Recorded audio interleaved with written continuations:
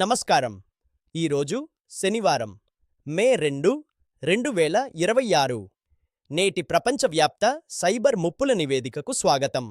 నేడు global cyber ముప్పుల రంగం supply chain semantic displacement నుండి రికార్సివ్ ప్రోటోకాల్ కొలిజన్స్ మరియు సబ్ విజువల్ లాజిక్ డ్రిఫ్ట్ వైపు మళ్లింది.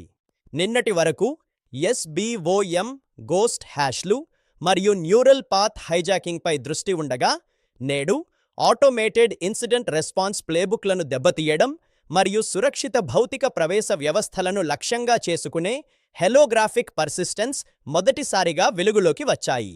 గత 24 గంటల్లోని అత్యంత కీలకమైన సంఘటనల సారాంశం ఇప్పుడు చూద్దాం.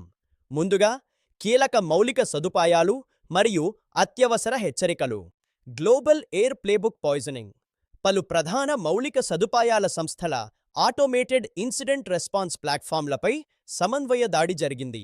హ్యాకర్లు లాజిక్ డ్రిఫ్ట్ ఎక్స్ప్లాయిట్ ద్వారా ఆటోమేటెడ్ కంటైన్మెంట్ ప్లేబుక్లలోని ట్రిగ్గర్లను మార్చారు. దీనివల్ల 3 ప్రధాన నగరాల్లో 4 గంటల పాటు విద్యుత్ పంపిణీ నిలిచిపోయింది. ప్రాంతీయ స్మార్ట్ HVAC గ్రిడ్ అస్థిరత. నిన్న గుర్తించిన కెమికల్ ఎకో ముప్పు అదుపులోకి వచ్చింది. అయితే కూలింగ్ కంట్రోలర్లలో థర్మల్ ల్యాగ్ సమస్య మిగిలి ఉంది. సీసా ఎమర్జెన్సీ డైరెక్టివ్ 26 నుండి 63 అన్ని హాలోగ్రాఫిక్ బయోమెట్రిక్ ఎంట్రీ కన్సోల్స్ను వెంటనే ఆడిట్ చేయాలని సీసా ఆదేశించింది. లైట్ ఎకో పర్సిస్టెన్స్ అనే కొత్త ముప్పు వెలుగులోకి వచ్చింది. ఇక ర్యాన్సమ్వేర్ మరియు ప్రధాన బ్రీచ్ల విషయానికి వస్తే, క్లౌడ్ స్వీప్ గ్రూప్ తమ దాడులను తీవ్రతరం చేసింది. Cloud sweep phase 68 snap freeze instance eraser. Virtual మెషీన్లను పని మధ్యలో ఫ్రీజ్ చేయడం ద్వారా అన్క్రిప్టెడ్ ర్యామ్లోని సమాచారాన్ని దొంగిలిస్తున్నారు. దీని ద్వారా 2 ప్రధాన హెడ్జ్ ఫండ్స్ ట్రేడ్ సీక్రెట్స్ బహిర్గతమయ్యాయి. Global bioinformatics verification. Synthetic biology data వెరిఫికేషన్లో 3 వ్యాక్సిన్ రీసెర్చ్ సెట్లలో గోస్ట్ మార్కర్స్ గుర్తించబడ్డాయి. ఇది వచ్చే నెల డ్రగ్ సేఫ్టీ ట్రయల్స్కు ముప్పు కలిగించవచ్చు. లాజిస్టిక్స్ అటానమస్ ఫ్లీట్ స్థితి. రికవరీ 65%కి చేరుకుంది. అయితే రూట్ ఇనర్షియా అనే కొత్త బగ్ వల్ల వాహనాలు హైరిస్క్ నగరాల్లోకి వెళ్లడానికి నిరాకరిస్తున్నాయి. వీటిని మాన్యువల్ ఎస్కార్ట్ టీమ్స్ నడుపుతున్నాయి.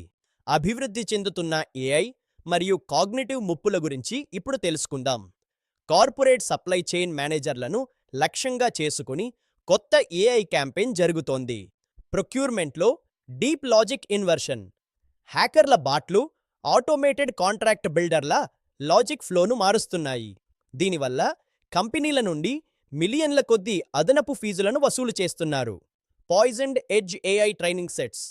అటానమస్ డెలివరీ రోబోల కంప్యూటర్ విజన్ మోడల్స్లో బ్యాక్డోర్లు గుర్తించబడ్డాయి. ఒక నిర్దిష్ట QR ప్యాటర్న్ ఉన్న దుస్తులతో హ్యాకర్లు రోబోలకు కనిపించకుండా పోతున్నారు.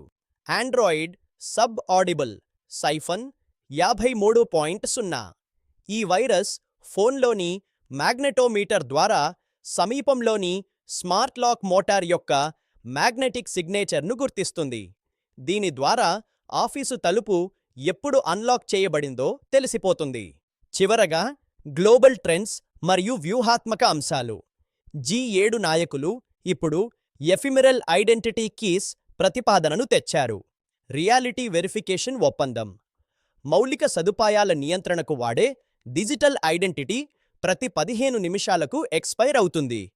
తిరిగి యాక్సెస్ పొందాలంటే భౌతిక బయోమెట్రిక్ వెరిఫికేషన్ అవసరం. తప్పనిసరి. Post quantum insurance. కంపెనీలు తమ పాలసీలను రిన్యూ చేసుకోవాలంటే ప్రతి నెల థర్డ్ పార్టీ సంస్థల ద్వారా క్వాంటమ్ రెసిలియన్స్ ఆడిట్ చేయించుకోవాలి. ఈ ముప్పులను ఎదుర్కోవడానికి వ్యూహాత్మక చర్యలు ఇప్పుడు చూద్దాం. మొదటిది, incident response playbook integrity hashing అమలు చేయండి.